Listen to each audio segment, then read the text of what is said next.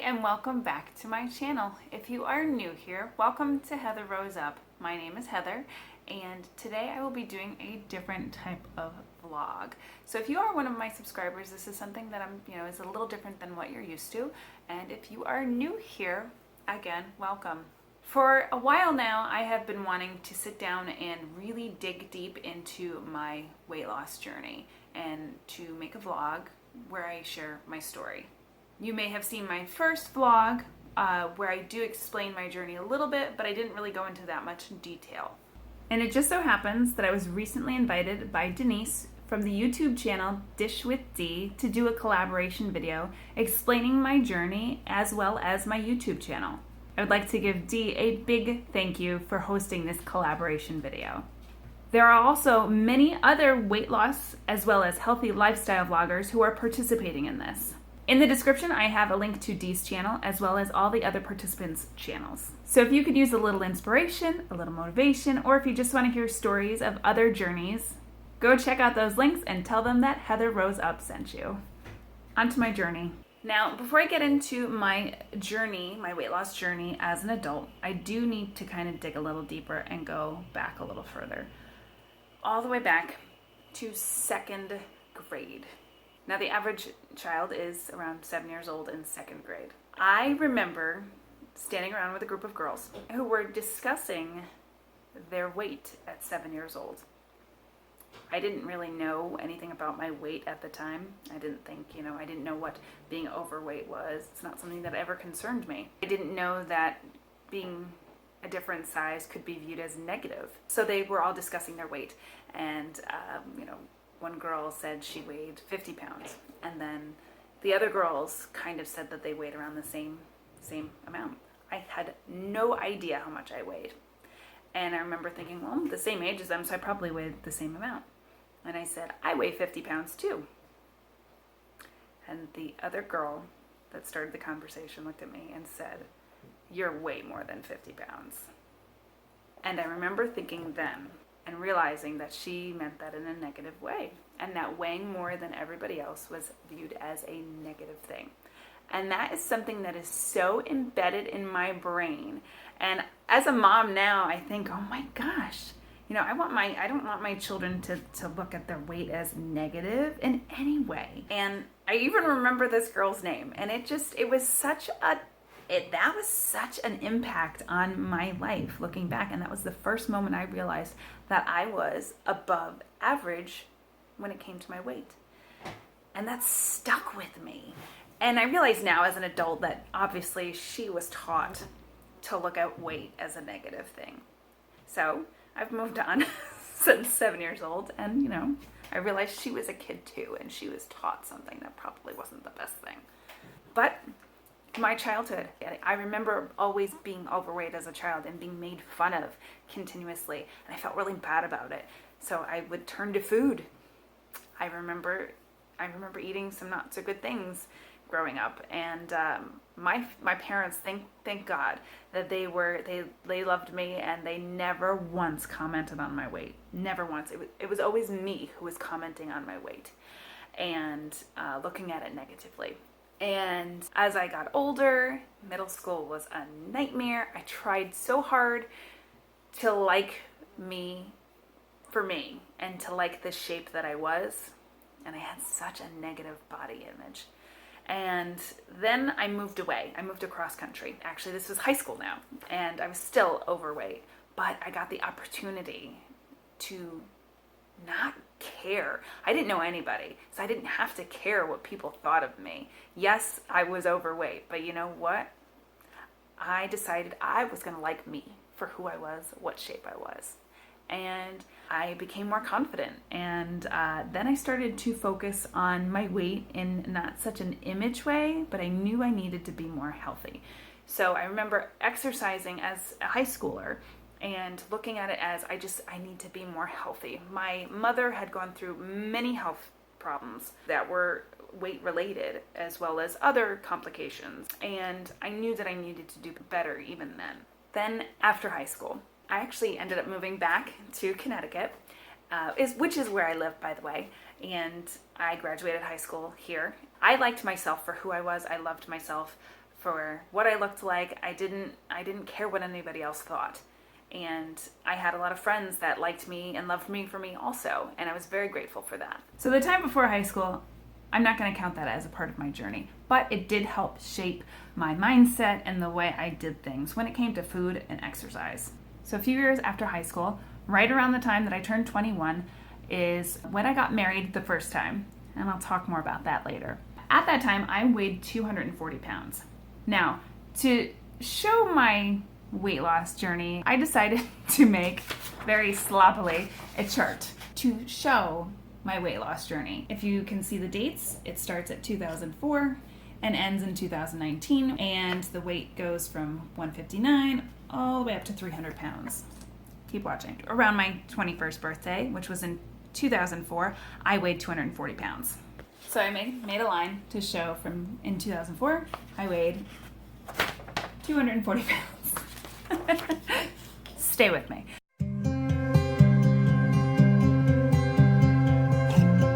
Around that time, I started thinking about how I needed to lose weight. I started thinking about weight loss surgery, specifically gastric bypass. I spoke with my doctor. I got sent to go to an orientation where I would start the process on getting gastric bypass. So I went to the orientation and I sat there, and I remember being terrified at the process. They explained things in very graphic detail, as they should when you're thinking about having weight loss surgery. So I decided against it. And then I joined Weight Watchers. I went to meetings once a week. I also joined a gym, and I went to the gym Monday through Friday every day. 5 months of doing that, I lost 36 pounds, and I got down to 204.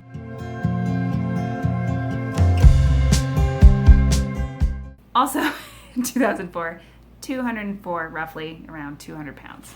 After 5 months, I moved to South Korea, where there are no Weight Watchers studios. There might be now, though, actually, now that I think about it. It was also in 2004, where there were no smartphones and no apps. I was living with the bare minimum in South Korea, and that just wasn't an option. I tried to stay on plan, and it just didn't work out. I slowly started to gain weight. Around my 22nd birthday, I weighed 235 pounds. 2005, 235 pounds. At that time, I found out I was pregnant. Now, seeing that I was obese and I was pregnant, I had the most miserable pregnancy, the most awful morning sickness. My health was not great. I had high blood pressure and high cholesterol, and I felt awful. I remember not ever wanting to do that again. When I was full term, I don't even remember how much I weighed at that time. I probably just stopped paying attention, but I know I gained at least 40 pounds.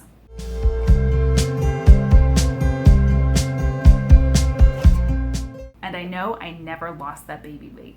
I started to gain some more. Then I moved back to the States, and I wasn't actively trying to do anything to help my weight. I was trying to learn how to be a mom and other life things that were going on. And from the age of 23 to 25, I kept gaining weight. And the highest weight that I ever was 304 pounds. And I weighed that in 2008.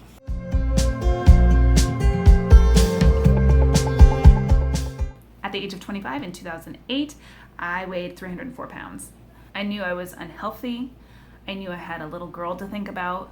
And I thought about my mom and her health issues when I was growing up, and I knew I had to do something, and I had to do something drastic because I knew I would just keep gaining. So I talked to my doctor, and he strongly advised for me to look into gastric bypass again. So I did. The hospital that my doctor worked at had a great bariatric team. And before having gastric bypass, you have to go through so many tests to make sure you're even healthy enough to have it done. Through the tests, I found out that I still had high blood pressure. I had high cholesterol. I was borderline diabetic. I had moderate sleep apnea, where I stopped breathing multiple times during the night.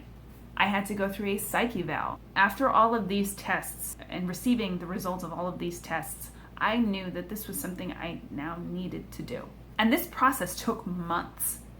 More than 6 months to get this done. So finally, in July of 2008, I had my surgery.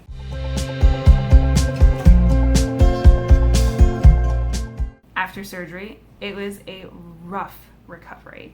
The things that scared me away from having it done the first time around were very, very true. Things like drains and excruciating pain and having to walk through it all. And that was 11 years ago, and I remember it vividly.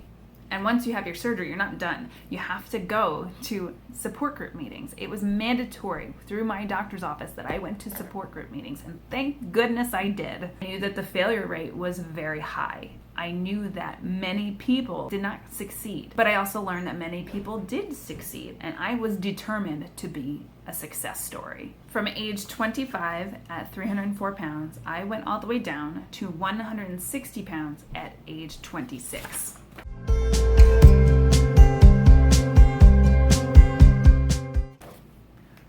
Shoop.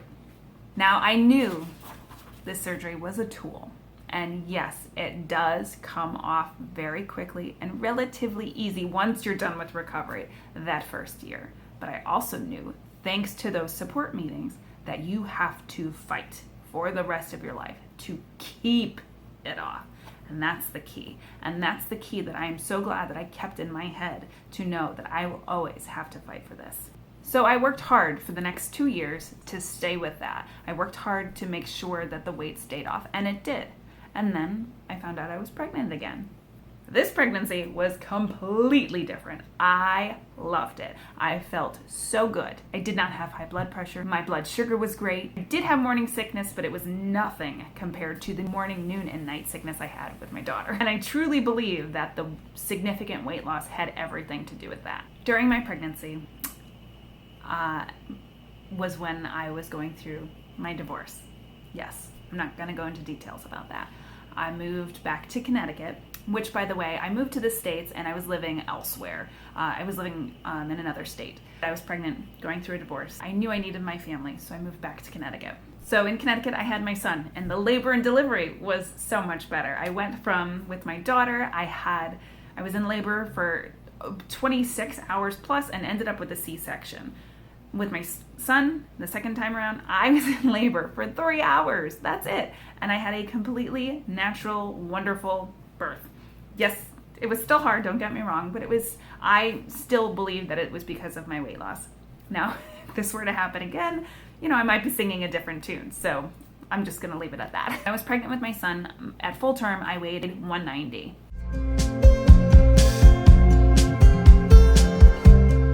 So it was a 30-pound gain, but I'm not even going to put it in my chart because I lost it and then a pound more. So my lowest weight was 159.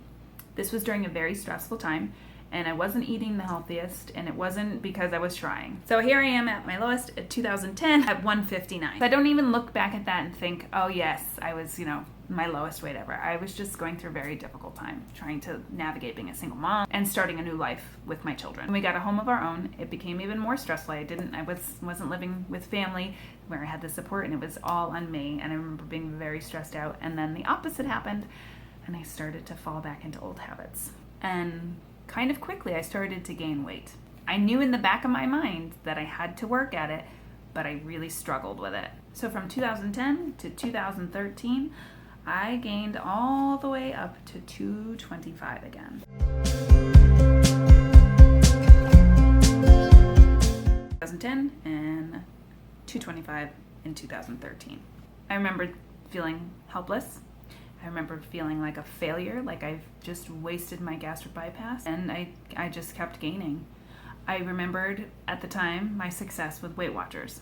So I decided to join online. While I have seen it work for so many people, it did not work for me. I needed the meeting setting where I would go in and hold myself accountable that way. Around this time, I also met my current husband, but he saw me at my almost lowest weight and saw me starting to gain, and he loved me for who I was, no matter what shape I was. So we moved in together. I started a career in retail management. I was quite literally running around in the store trying to get things done. It was a very, very stressful job, but it was fun too. I didn't have time to focus on my diet, but the running around kind of balanced it out. And there were times where I had to skip meals because I just didn't have time. So I started to lose weight. So from 225, I went all the way back down to 170 in 2015.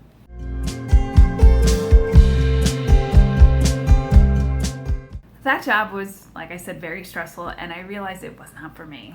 So I went from retail management to being a school bus driver. I was so happy to be home with my family more. But as you can imagine, you don't get to run around a lot as a bus driver. You're quite sedentary. Within the first year of being a bus driver, I started to gain weight again. And this was around the time that my husband and I were engaged, and I had already purchased my wedding dress. So from going to 170 in 2015, I went to 180 in 2016, and that might not seem like a big difference. It was only a 10-pound gain only, but it was enough to have to take my wedding dress out, and I was mortified. But I was 180 at my wedding, and I have never felt more beautiful than I did on that day. And I'll insert a picture of that here.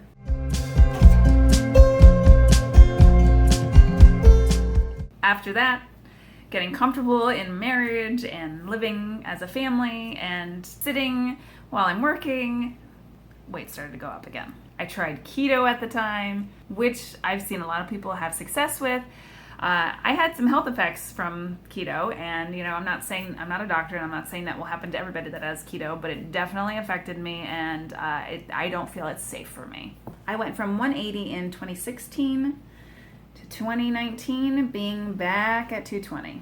In November of 2018, I lost my dad. He too had a lot of health issues, just like my mom, and I started to really think about my health.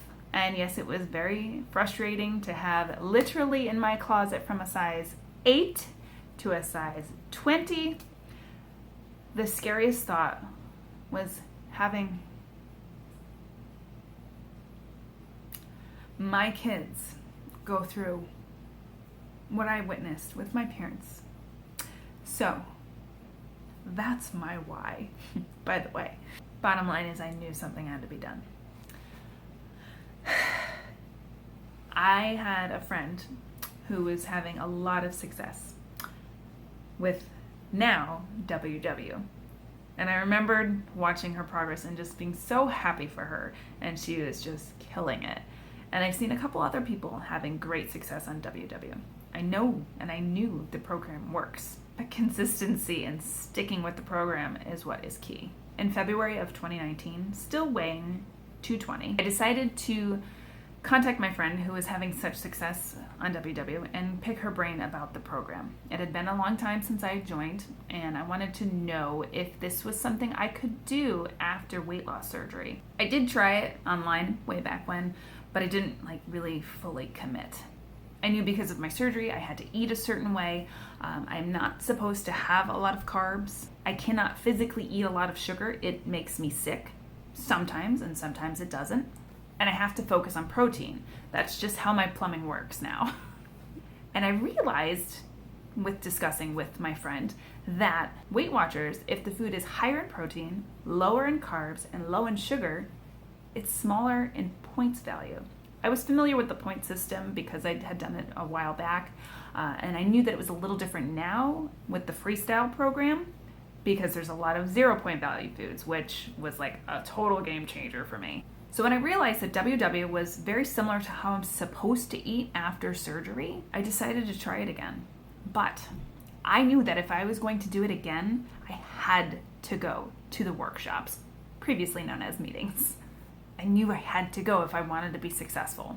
So I got a free month after using her referral, and literally the next day after I joined online, I was at my first meeting. My friend also referred me to a bunch of inspirational people on YouTube as well as Instagram. And being a weight loss surgery patient, I started searching for WW after weight loss surgery. And unfortunately, I didn't find much. There is literally one person on Instagram that I follow that does WW after weight loss surgery, which leads me to my channel. I started thinking about the amount of people in this country that have had weight loss surgery and the amount of people that may struggle after weight loss surgery. I started thinking about how it would be nice for these people to know if you're struggling after weight loss surgery, you can do this. So I started thinking about making a channel of my own. I wanted to share my story for those who have similar stories. And the main reason why I decided to make my channel was to hold myself accountable. So in addition to going to my workshops, each week I come on here and I do a vlog and I set my goals and I discuss my struggles and my successes and my non-scale victories and my scale victories. And it's helping. And I'm fighting hard again to be a healthier version of myself. So I have this channel to keep my momentum and to possibly help others in the process. So I've been on WW for 5 months now and I have lost 24 pounds. So here I am, still in 2019, and I'm down to 24 pounds. There's my chart. That's my weight loss journey in a chart, people. My hopes for my channel. I can guarantee that if you are searching weight loss videos or help with weight loss or healthy lifestyle videos on YouTube, I can pretty much guarantee that you probably have a similar looking chart. Maybe not the same numbers, but a lot of times we do this. And this is not healthy. I want to finally use my tools, my weight loss surgery, WW, and this channel to help me get to a healthy weight. And yes, I would love to see my channel grow. I would love to help those with charts like this because it is hard. But you know what? You can do it. Whether or not you have weight loss surgery. It has been 11 years since my weight loss surgery. And yes, my chart looks like that. But in those 11 years, I have fought to keep the majority of that weight off. And technically, I am a success story. So if you're watching this video in search of inspiration, the best advice that I can give you is don't give up. Find what works for you to live a happy and healthy life. If you have ever considered joining Weight Watchers and wonder if it works, and no, I'm not sponsored, and no, I'm not an ambassador currently, but if you've considered it, join. I am proof that it really is for everyone. If you are consistent, if I am consistent, it will work. Consistency is something that I still struggle with, but I'm still pushing through. I hope to look back in a year at this video and see how far I've come. Please don't forget to check out the other YouTube collaborators that are listed in the description below. If you have any questions about WW after weight loss surgery, put them in the comments section and they might be in a future video. Don't forget to give this video a thumbs up and don't forget to subscribe to continue to follow my journey. Thank you so much for watching and I hope to see you in the next one. Bye.